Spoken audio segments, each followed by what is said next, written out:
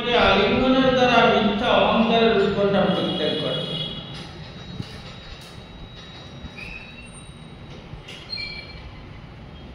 তাহলে সেই যাজ্ঞিক পত্নীগণ তাদের পতিপুত্র কন্যা স্বজন তাদের সকলের বাধাকে উপেক্ষা করে শ্রীকৃষ্ণ চরণকে দর্শন করার পর তারা যেন তাদের নেত্রদ্বয়ের দ্বারা শ্রী গোবিন্দকে হৃদয়েতে ধারণ করেছিলেন।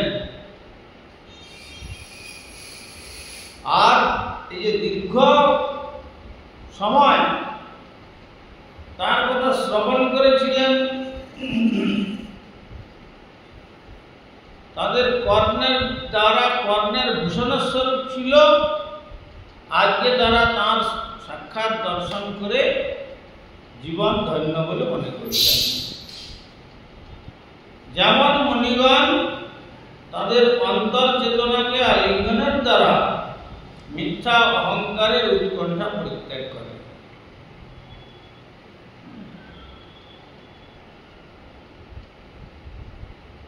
তাস তথা তক্ত সর্বাসা প্রাপ্য আত্মদৃশ্যয়া বিজ্ঞায়াখিলদৃগ্দ্রষ্ট্বা প্রাক প্রহসিতানম। তথা তক্ত সর্বাসা, সেই যে ব্রাহ্মণ পত্নীগণ তথা যেরূপ অবস্থায় তপ্ত সর্ব আশা সমস্ত জাগতিক বাসনা পরিত্যাগ করে প্রাপ্ত উপস্থিত হয়েছিলেন আত্মদিদৃক্ষয়া, তাকে দর্শনের বাসনা নিয়ে বিজ্ঞায়ন জানতে পেরে অখিল দৃক সমস্ত প্রাণীর দর্শনের সাক্ষী তিনি বললেন প্রহসিতানন সহাস্য বদনে। কিভাবে সমস্ত জাগতিক আশা পরিত্যাগ করে কেবল তাকে দর্শনের জন্য সেই বিপ্রপত্নীগণ সেখানে এসেছিলেন, সমস্ত প্রাণীর চিন্তাধারার সাক্ষী স্বরূপ শ্রীকৃষ্ণ তা জানতে পেরেছিলেন। তাই তিনি সহাস্য বদনে তাদের এইভাবে কিছু বললেন। ভগবান তো অন্তর্যামী, তিনি সকলের অন্তরের কথা জানেন। কার অন্তরে কি চাচ্ছে, কে কি মনে করছেন না করছেন, ভগবান সবই জানেন।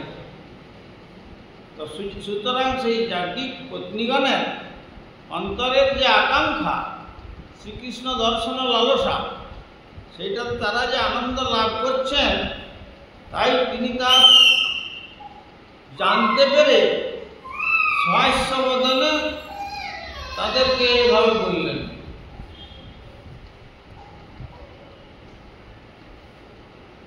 স্বাগতম ভো মহাভাগা আস্যতাং করবাম কিম জন্ম দিদৃক্ষয়া প্রাপ্ত্যাম উপপন্নমিদং হিব। স্বাগতম ভো মহাভাগা, সুআগতম অর্থাৎ শুভ আগমন তোমাদের। মহাভাগা, হে সৌভাগ্যবতী স্ত্রীগণ, আস্যতাম আসন গ্রহণ করো, করবাম আমি করতে পারি কি, যেহেতু আমাদের দিদৃক্ষয়া দর্শনের আকাঙ্ক্ষায় প্রাপ্ত তোমরা এসেছ, উপপন্ন উপযুক্ত ইদম এই নিঃসন্দেহে তোমাদের জন্য। তখন শ্রীকৃষ্ণ বললেন, হে সৌভাগ্যবতী স্ত্রীগণ, স্বাগত। উপবেশন করে তোমরা বিশ্রাম গ্রহণ করো। তোমাদের জন্য আমি কি করতে পারি, আমাকে দর্শন করতে তোমরা যে এখানে এসেছ তা উপযুক্তই হয়েছে। সেই যাজ্ঞিক পত্নীগণ যখন তাদের সমস্ত বাধাকে অতিক্রম করে কৃষ্ণচরণে দর্শন তখন ভগবান তাকে বলছেন, তাদেরকে স্বাগত জানালেন। স্বাগত জানিয়ে বললেন যে এখানে বিশ্রাম গ্রহণ করে তোমাদের এত পথ অতিক্রম করে আসায় পরিশ্রম হয়েছে, আমি তোমাদের জন্য কি করতে পারি সেটা বল। আর আমাকে যে দর্শন করতে তোমরা এসেছ তা উপযুক্তই হয়েছে। রাত্রে তার সঙ্গে নৃত্য করতে আসা গোপীদের শ্রীকৃষ্ণ যেভাবে স্বাগত জানিয়েছিলেন, ঠিক সেইভাবেই ভগবানকে দর্শনের জন্য বহু বিঘ্ন অতিক্রমের দ্বারা যাদের বিশুদ্ধ প্রেম প্রমাণিত হয়েছিল, সেই ব্রাহ্মণ পত্নীদেরও তিনি স্বাগত জানালেন। কেননা শ্রী ভগবানের আরাধনা করতে গেলে অনেক সময় পতিরা পত্নীর বাধা প্রদান করে, আবার অনেক সময় পত্নীরা পতিদেরকেও বাধা প্রদান করে। এটা স্বাভাবিক কথা। তাই তোমাদের পতিরা যে তোমাদের বাধা প্রদান করেছিল, এটা জগতের প্রতি তাদের বিশেষ অনুরাগ থাকার লক্ষণ। আর তোমরা যে সেই সমস্ত অনুরাগকে সম্পূর্ণ ছিন্ন করে বহু বিঘ্ন অতিক্রম করে এখানে এসেছ, সেইটা তোমাদের প্রকৃত ভক্তির লক্ষণ। তাই তিনি ব্রাহ্মণ পত্নীদেরও তিনি স্বাগত জানালেন। উপপন্নম শব্দটির মাধ্যমে নির্দেশ করেছেন যে যদিও এই স্ত্রীগণ তাদের পতিদের আদেশ অমান্য করেছিলেন, কিন্তু তাদের ব্যবহার মোটেও অসঙ্গত ছিল না। কারণ তাদের পতিরা সুস্পষ্টভাবে শ্রীকৃষ্ণের প্রতি তাদের সেবায় বাধাদানের চেষ্টা করেছিলেন। কেননা কালকে আমরা আস্বাদন করেছিলাম না, কৃষ্ণের যারা আরাধনা করতে বাধা প্রদান করেন বা কৃষ্ণ সাধনার জন্য যারাই যেই ব্যক্তি হন, সে গুরু হন, স্বামী হন, স্ত্রী হন, মাতা হন, স্বজন হন, আত্মীয় হন, যেই হন না কেন, যদি কৃষ্ণ ভজনেতে বাধা প্রদান করেন, তাদের সান্নিধ্য পরিত্যাগ করে ভগবানের ভজন করাটাই হলো প্রকৃতপক্ষে প্রতিটি নারী এবং পুরুষের একান্ত কর্তব্য। আর ভগবানের ভজন করলে কি হয় না, কিছু কিছু বাধা সৃষ্টি হয়। সেই বাধাটাকে অতিক্রম করার নামই হচ্ছে সাধনা। সেই জন্য নববিধা সাধনাঙ্গের দ্বারা সেই বাধাটা ধীরে ধীরে ধীরে ধীরে নষ্ট হয়। অনেক ক্ষেত্রে স্বামীর সাধনার ফলে স্ত্রী আবার তার অনুগত হয়ে আবার সাধনায় প্রবৃত্ত হন, আবার অনেক সময় স্ত্রীর সাধনার ফলে তার স্বামী প্রবৃত্ত হন। আবার অনেক ক্ষেত্রে তা হয় না, তার বিমুখ হয়ে যায়। যেমন কাকদ্বীপে সে লঙ্কাবতীতে কি ছিল,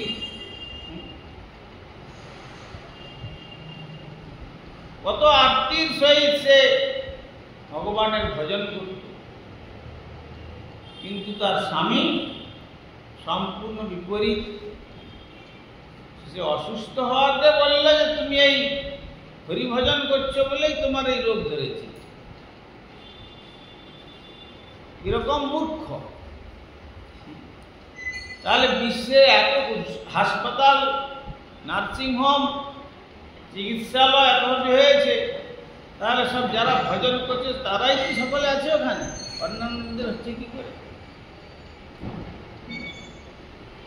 শেষ পর্যন্ত অজ্ঞান অবস্থাতে অমেধ্য পর্যন্ত খাবিয়ে দিল, কিন্তু পারল কি রাখতে? অমেধ্য খেলেই যদি বেঁচে থাকতো তাহলে তো বাঁচিয়ে রাখতে পারত, পারল না। একটা হরিণ সামান্য তৃণভোজী, একটা বাঘ সিংহ এবারে কাঁচা মাংস আহার করে, কত শক্তিশালী। কিন্তু যখন হরিণ শিকারের জন্য বাঘ সিংহ আক্রমণ করে, তখন হরিণ এত দ্রুত গতিতে দৌড়তে পারে যে শেষ পর্যন্ত বাঘ সে তার পরিশ্রান্ত হয়ে দাঁড়িয়ে যায়, আর দাঁড়িয়ে জিভটাকে বের করে দীর্ঘশ্বাস করে। কিন্তু হরিণ তো সে দীর্ঘশ্বাস ফেলে না। তেমনি একটা কুকুর কিছুদিন ছুটে চলে যাবে, তারপরে দেখবে জিভ বের করে দিয়ে দীর্ঘশ্বাস ফেলছে, কি শুয়ে পড়ে সে সব অপনোদন করছে। তেমনি একটা হাতি সামান্য তৃণ ঘাস খায়, সে শত শত মাইল বোঝা নেই হেঁটে চলে যাচ্ছে, কিছু তো হাঁটতে করছে। সুতরাং যারা বলে যে আমিষ না খেলে শরীর দুর্বল হয়ে যাবে, তারা একান্ত নির্বোধ, একান্ত নির্বোধ। মহাপ্রসাদের সঙ্গে কারো তুলনা করা যাবে না। সাক্ষাৎ ভগবানের কৃপা। তাই মেডিকেল সায়েন্স বলছে non veg diet is the source of all disease.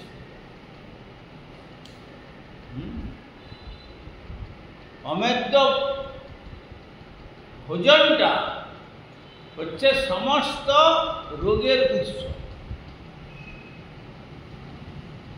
তার যে রোগ থাকে সেই রোগ আবার এসে সংক্রামিত হয়ে যায়।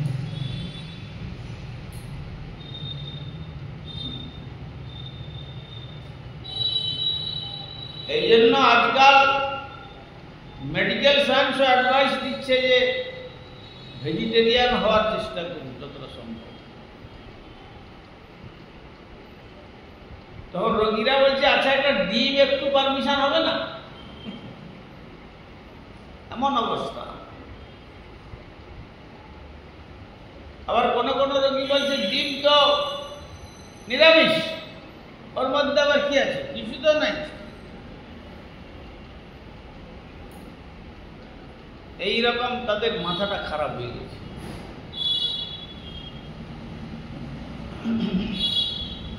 সুতরাং যারা স্পষ্টভাবে শ্রীকৃষ্ণের আরাধনাতে বাধা প্রদান করেন, তাদের চেষ্টা করেও যদি সেই পথে আনা না যায়, তাহলে তাদের কি করতে হবে? তাদের উপেক্ষা করতে হবে। যাও, তুমি তোমার যেটা ভালো মনে করো।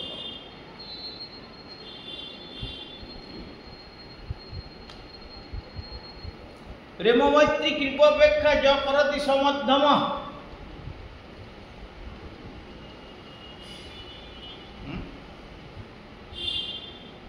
ভগবানেতে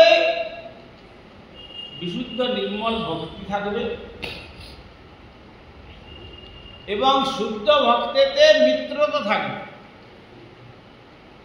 সাধকরা জানবে যে আমাদের মিত্র বান্ধব মঙ্গলাকাঙ্ক্ষী সাধু ছাড়া আর জগতে কেউ নেই। তারাই আমাদের প্রকৃত মঙ্গলাকাঙ্ক্ষী। আর বালি সে অজ্ঞ ব্যক্তিকে কৃপা করে, যে বোঝে না তাকে ভালো করে বোঝাবার চেষ্টা করে, যাতে সে হরিভজন করে। আর যে বিদ্বেষী তাকে উপেক্ষা করে। এটা শাস্ত্রের বিধি। এটা হচ্ছে মধ্যম অধিকারের লক্ষণ। আর কনিষ্ঠ অধিকারের লক্ষণটা কি? अर्चयामेव हरये ज पूजां श्रद्धयति न तद् भक्तेषु चान्येषु स्वभक्त प्राकृत स्मृत। अर्चा विग्रहेते खूब रुचि আছে,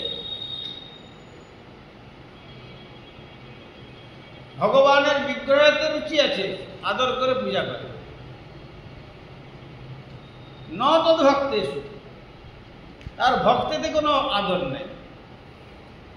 স্বভক্ত প্রাকৃত স্মৃত, সে এখনো ভক্ত হতে পারে নাই, প্রাকৃত ভক্ত থেকে গেছে।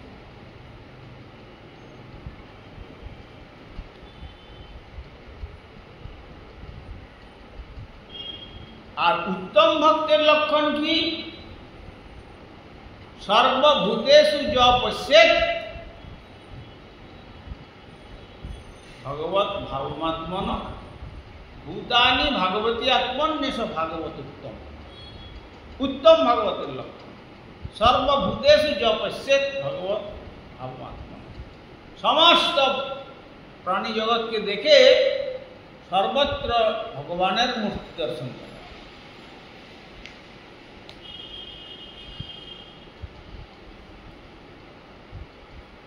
তিনি হচ্ছেন পরম মহাভাগবত। তাহলে সর্বভূতেতে ভগবত দর্শন করেন, তিনি হচ্ছেন উত্তম ভাগবত। মধ্যম ভাগবত কে হচ্ছেন? ঈশ্বরে ততদিনেষু বালিশেষু দিশস্যু চ প্রেম মৈত্রী কৃপোপেক্ষা য করতি সমধ্যম।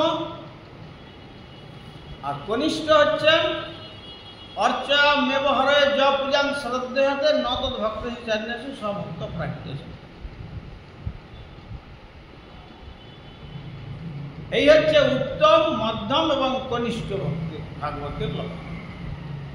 কনিষ্ঠকে তো আর ভাগবত বলা যাবে না, স্বভক্ত প্রাকৃত, সে তো প্রাকৃত আছে এখন। কেননা ভগবানের যদি শ্রদ্ধাটা শুধু থাকে, বলছেন তাকে বলা যায় সে শ্রদ্ধার কোনো বিশেষ মূল্য দেননি শাস্ত্র। আর যদি সাধু সঙ্গের প্রভাবে সাধুর কথা শুনে যদি ভগবানেতে অনুরাগটা বাড়ে, তাহলে সেখান থেকে আর কখনোই চিত্তটা অন্যত্র যাবে না। এই জন্য সাধু সঙ্গেতে তার আসক্তি নেই, সাধুতে তার অনুরাগ নাই। সেই জন্য ভগবানেতে পুজো করলেও তাকে প্রাকৃত ভক্ত বলে বলা হয়। আর যখনই ভগবত ভক্তেতে অনুরাগ হয়ে গেল, ভগবত ভক্তের সান্নিধ্য লাভে ভগবানের কথা শ্রবণ করে ভগবানের প্রতি দৃঢ় অনুরাগ যুক্ত হল, ভগবানেতে এই গুণ আছে, এই জন্য ভগবানের আরাধনা করা দরকার, এই সমস্ত শুনে যখন ভগবানের চরণে দৃঢ় সংকল্প হয়ে গেল, দৃঢ়তা জন্মাবে, দৃঢ় শ্রদ্ধা যা, তখন তিনি ভক্ত, তখন সে ভক্তিটা আর অন্যত্র আরোপ করবে। আর এমনি ভগবানের মূর্তি লোক এসে বলছে, দেখো তুমি কৃষ্ণ ভজন করতে হবে না, কৃষ্ণের কি গুণ আছে, তুমি বাঁশি বাজায়, গরু চড়ায়, বরং কালী ভজন করো, সেখানে পাঠা পাওয়া যাবে, আবার বোতল পাওয়া যাবে, কত কিছু পাওয়া যাবে সেখানে। কালী ভজন না করে কৃষ্ণ ভজন করছো, তোমার বোকার মতো। হ্যাঁ, তা সেটা কথা, চলো সেইটা কি কালী ভজন করে। আবার বলবো তাহলে দুজনকে ভজন করি।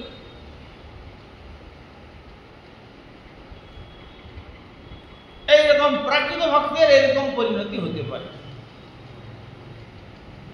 কিন্তু যখনই মহৎ কৃপা হলো, মহৎ কৃপার ফলটা কিন্তু সেই কৃপা শক্তিতে কি হচ্ছে না, দৃঢ় শ্রদ্ধা, ভগবানের চরণে শ্রদ্ধাটা দৃঢ়,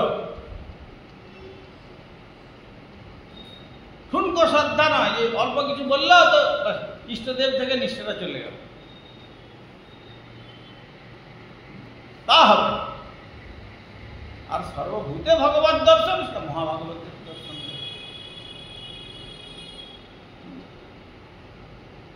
তবে মহাভাগবতের দর্শনটা তার দ্বারা কি হয় না জীবের মঙ্গল হওয়া কঠিন। মহাভাগবতের দর্শনে জীবের মঙ্গল হওয়া কঠিন। আমাদের শ্রীল প্রভুপাদ পরম গুরুদেব ভক্তি সিদ্ধান্ত সরস্বতী গোস্বামী ঠাকুর বলেছিলেন যে জগতে একজন বৈষ্ণব এখনো থাকলেন, তিনি কে? শ্রীল বংশীদাস বাবাজি মহারাজ। আমরা যার আলেখ্য দিল্লি থেকে গৌড়ীয় সংঘের থেকে নিয়ে এসেছি, শ্রীমন্দিরে সেবিত হচ্ছে, কিন্তু মাথায় তার একবারে জটা, চোখ কোটরে বসে গেছে, আর একটু অন্যরকম লজ্জা নিবারণের জন্য ডোরকোপ কিন্তু ধারণ করে বসে আছেন। কিন্তু মহাভাগবত প্রভুপাদ তিনি তার দৃষ্টিতে অতএব তাদেরকে দেখে তাদেরকে বোঝা বড় কঠিন। এই জন্য মহাভাগবত আবার জীবের প্রতি কৃপা করার জন্য ভগবত ইচ্ছাতে মধ্যম অধিকারীতে নেমে আসে। সেখানে কিন্তু দর্শনের ক্লাসিফিকেশন আছে। ঈশ্বরে তদধীনেষু বালিশেষু দিশস্যু প্রেম মৈত্রী কৃপোপেক্ষা য করতু সমর্থ। যদি গুরুদেব যদি শিষ্যকে গুরু ভগবান বলে দেখে, তাহলে শিষ্যের কল্যাণ করতে পারবেন? পারবেন। সর্বভূতেষু অবশ্যই ভগবত ভাবনা, সমস্ত ভূতে যদি ভগবান দর্শন করেন তাহলে তার হলো না, সেখানে তো প্রণত হবে। কিন্তু যখন মধ্যম অধিকারে নেমে আসলেন, ঈশ্বরে তদধীনেষু বালিশেষু দিশস্যু, ঈশ্বর তার অধীন যে ভক্ত আর অজ্ঞ আর হচ্ছে বিদ্বেষী, এই চারটে স্তর তার দৃষ্টিতে পড়বে। ঈশ্বরেতে প্রেম, প্রগাঢ় ভক্তি, আর ভক্তেতে মিত্রতা। সে জানবে যে হ্যাঁ, যারা প্রকৃত ভগবানের ভজন করছেন তারাই আমার বান্ধব, আর কোনো পরিচয় নেই। যারা শ্রী ভগবানের ভজন করছেন সেই সাধু মহাত্মাগণই প্রকৃতপক্ষে আমার বান্ধব, আমার প্রকৃত মঙ্গলাকাঙ্ক্ষী। আর অজ্ঞ যারা ভালো বোঝে না, তাদেরকে বলা হয় বালিশ সংস্কৃতি। তার প্রতি কৃপা পরায়ণ হবে, যাতে করে তারাও ভগবানের ভক্ত হয়। আর যে বিদ্বেষী, সর্বদা বিদ্বেষ করে, তাকে ভক্তগণ মধ্যম অধিকারে উপেক্ষা, তার সঙ্গে বেশি তর্ক বিতর্ক বিতণ্ডা এসব না করে উপেক্ষা করেন। তুমি তোমার কাজ করো, আমি আমার কাজ। এই হচ্ছে তিনটে স্তরের কথা শ্রীমদ্ ভাগবতে নবযোগেন্দ্র সংবাদে বিশেষভাবে বর্ণন করেছে। এই জন্য এখানে সে কথাটা বলা হলো কেন? যদিও এই জাগতিক পত্নীগণ তাদের পতিদের আদেশ সম্পূর্ণ অমান্য করেছিল। পতির আদেশ মানতে হয় তো, কিন্তু মানতে হবে কখন? যদি ভজনের অনুকূল হয়।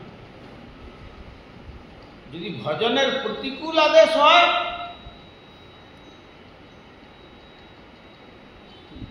তখন পরিত্যাগ করতে হবে। সকলকেই পরিত্যাগ করা যায়।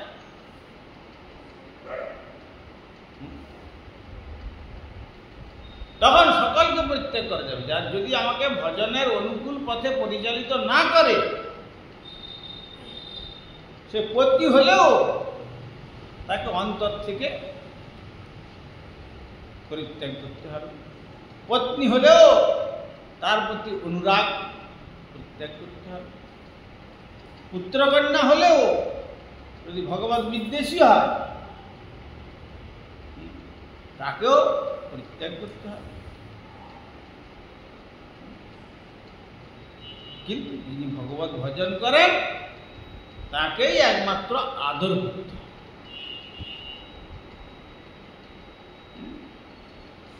তিনি আমার প্রকৃত আত্মকল্যাণাকাঙ্ক্ষী, আমার মঙ্গল পথের বান্ধব,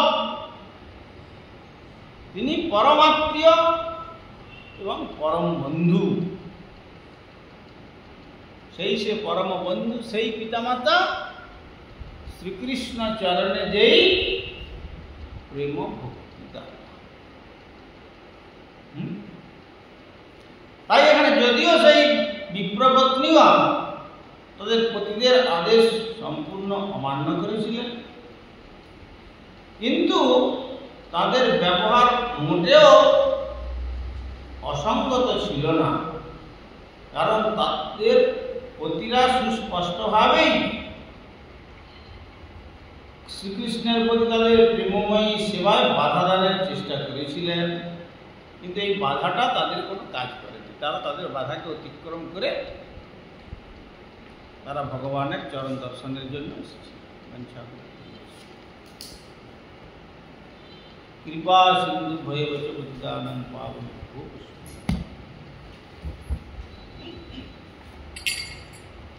হরিহরায় নমঃ কৃষ্ণ যাদবায় নমঃ। হরিহরায় নমঃ কৃষ্ণ যাদবায় নমঃ। যাদবায় মাধবায় কেশবায় নমঃ। যাদবায় মাধবায় কেশবায় নমঃ। হরে গোপাল গোবিন্দ রাম মধুসূদন। হরে গোপাল গোবিন্দ রাম মধুসূদন। হরে বিহারী গোপীনাথ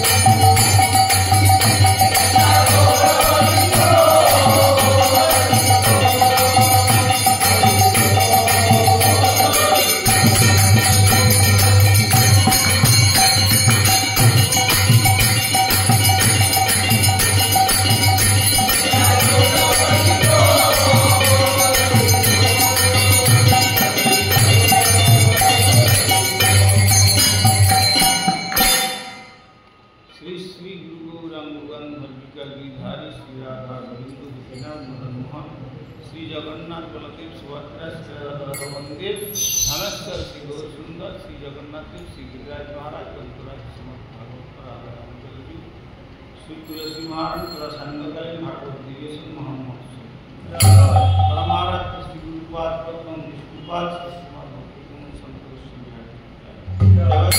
प्रभुपाद भक्ति सिद्धांत सरस्वती गोस्वामी अपार सच्चिदानंद श्री गौर सुंदर अपार संस्कृत प्रभुपाद गुरु